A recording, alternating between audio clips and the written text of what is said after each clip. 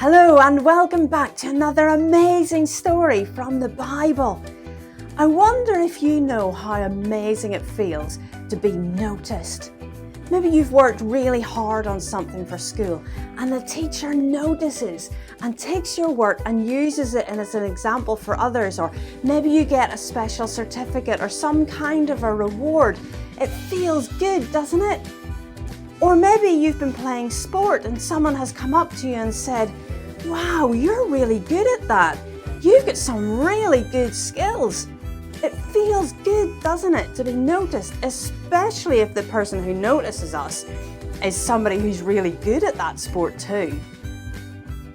I want to tell you a story about whenever I was quite small, 6 or 7 years old, and my family went out one day to a special place that had lots of animals. And during the day, there was a special presentation, and we went to the room, and the room was absolutely packed with people. And as part of the presentation, a guy brought in some snakes, and one of the snakes was really, really big. And he said, "I'm looking for someone who will come up to the front and volunteer to have this snake wrapped around their neck." Well, I don't know if that sounds really exciting to you, but I really wanted to be the person that got picked. And so I put my hand up as high as I could. "Please pick me, please notice me." And the room was packed with people. No adults wanted to have the snake wrapped around their neck, but there were kids who did. Would the man notice me? And as he looked around the room, he was looking in my direction. But my brother beside me, he wanted to be picked too, and he had his hand up in the air. And the man said, "Down there, that little girl, will you come up?" Me? Out of all the people, he noticed me? I was so excited. I still remember getting to the front of that crowded room and proudly standing at the front while the big snake was wrapped around my neck. It feels good to be noticed. And in the story that we're going to hear today from the Bible, we're going to hear about a man who was noticed by God.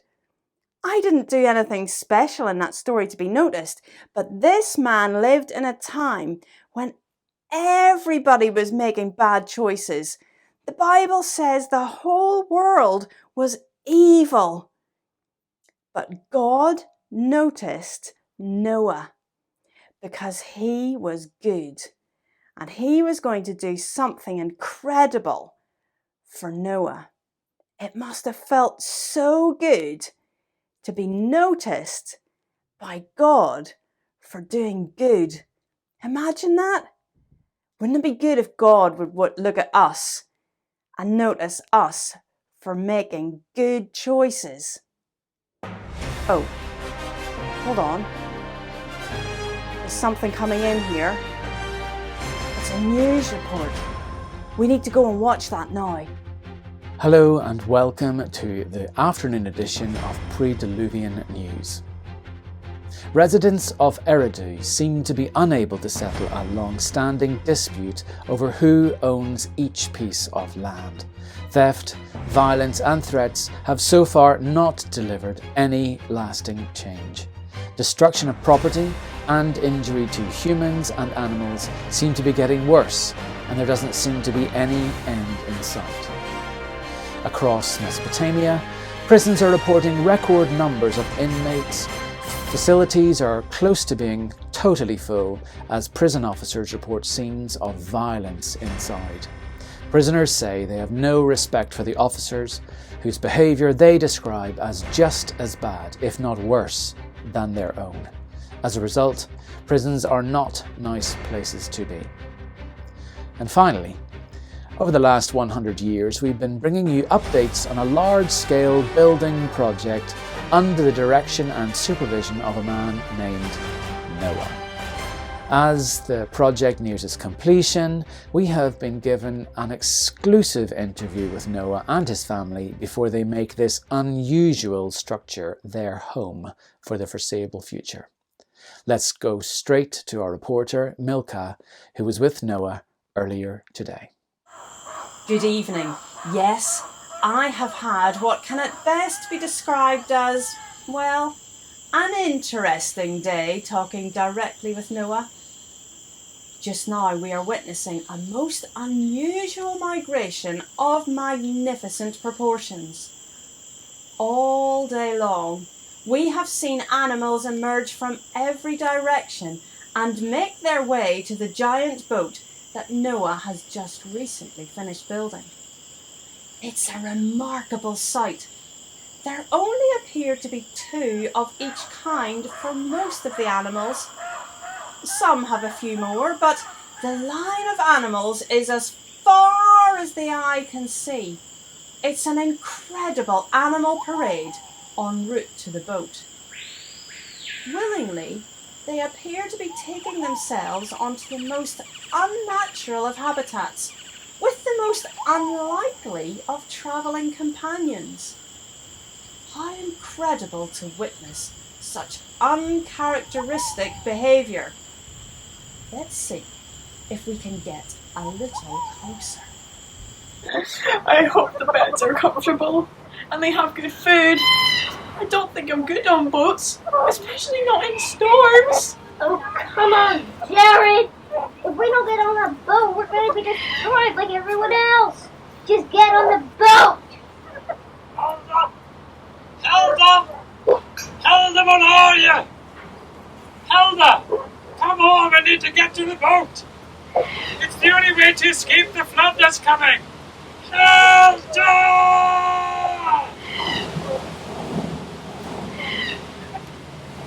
Stop stretching your neck like that, Abe. It's not as if the boat is difficult to find.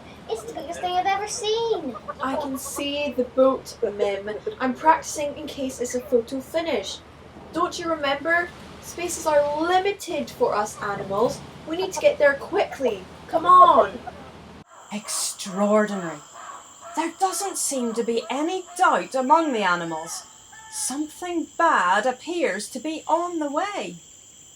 As the finishing preparations are being made for the ship's maiden voyage, Noah continues to tell anyone who will listen, and even those who won't, that we are on the cusp of a terrible tragedy of epic proportions.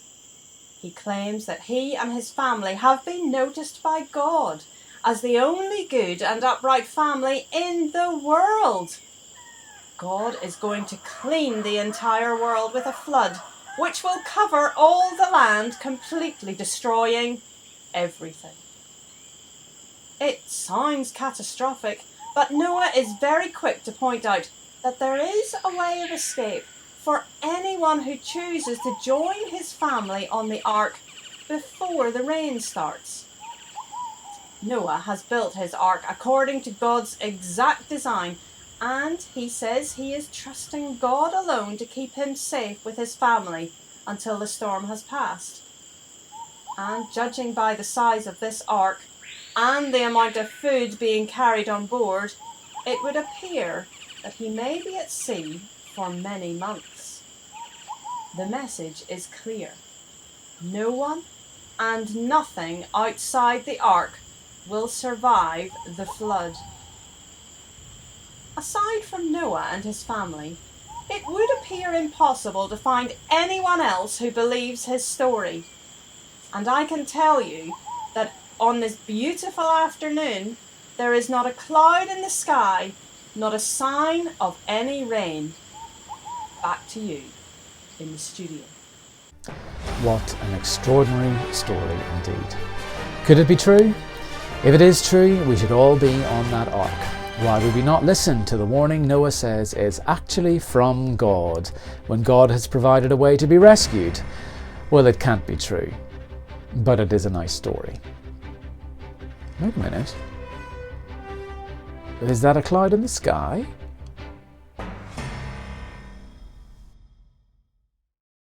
Wow, What an incredible story. Why would the people not listen to Noah's warnings and get onto the ark so they could be rescued from the flood?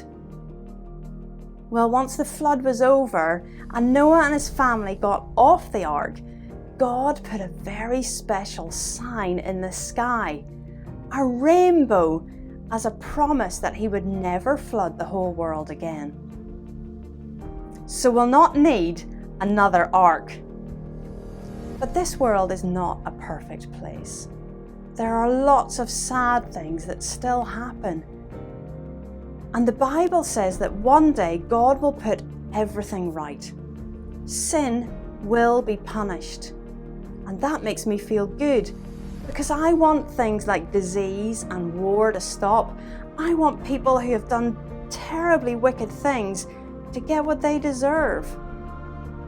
But then I think about me and some of the ways that I've not made good choices, when I've not lived the way God tells me to live, and I've maybe hurt other people. And that makes me feel bad. I want to tell God I'm sorry. And so I'm glad that Jesus died on the cross. And he took the punishment for my sin. And so I am able to ask him to forgive me, and he becomes my rescuer. And the great news is, Jesus died for the sin of the whole world. So anyone who comes to him and asks him to forgive them, well, he can be their rescuer too. You and me and anybody. Jesus wants to be our rescuer. Now that is really good news. So God so loved the world that he gave his one and only Son, that whoever believes in him shall not perish, have eternal life. John chapter 3, verse 16. Time now to see what activity we're going to be doing on the Bitesize activity video. What's it going to be? Will it be what's making, what's cooking, what's in the box, what's your story, what's possible? Which is it going to be? It's going to be what's making. Jump onto the Bitesize activity video just now and join us to make something together.